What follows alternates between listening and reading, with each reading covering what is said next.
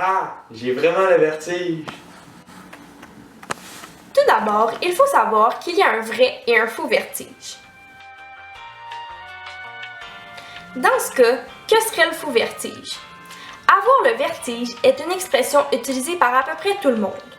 Cette expression se caractérise par la peur des hauteurs et du vide, aussi nommée l'acrophobie. Donc, que serait le vrai vertige? Le vrai vertige serait plutôt associé à la sensation d'illusion et de mouvement d'objets et d'étourdissement. Effectivement, on peut avoir des vertiges dans plusieurs situations et cela n'a aucun lien avec l'acrophobie. Par exemple, il est possible d'avoir des symptômes de vertige à la sortie d'un manège, après une soirée arrosée ou encore après avoir fait plusieurs tours sur soi-même. Les symptômes courants du vertige sont les suivants. Des étourdissements, des nausées, des vomissements, des déséquilibres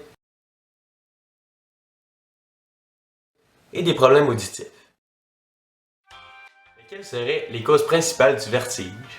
La cause la plus fréquente du vertige serait due à un mouvement intense du corps. Dans l'oreille interne, qui est le cœur de notre système d'équilibre, possède de petits canaux avec des cristaux dans un liquide. Ces cristaux, nommés otolithes, se déplacent selon le positionnement de la tête, puis donnent ces indications au cerveau. Ce système est comparable à un niveau à bulles. Suite au mouvement intense, les otolithes envoient un message au cerveau indiquant qu'il y a toujours un mouvement et celui-ci essaie de rétablir l'équilibre du corps, causant un court vertige. La deuxième principale cause est associée à une position précise de la tête. Les canaux semi-circulaires qui sont dans l'oreille interne ont un mauvais équilibrage, donc elles sont dysfonctionnelles. Quand la tête bouge dans un certain angle ou une position particulière, les canaux indiquent au cerveau qu'il y a un mouvement alors qu'il n'y en a pas.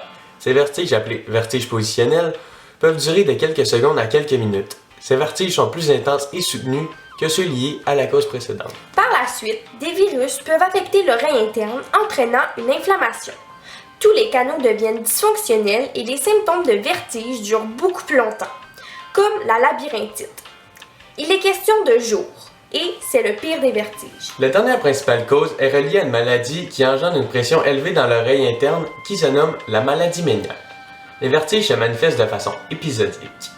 Ces virus et maladies peuvent entraîner des pertes auditives. Pour conclure, la peur des hauteurs ne s'identifie pas par les vertiges, mais bien par les 4 principales causes qu'on vient de vous présenter.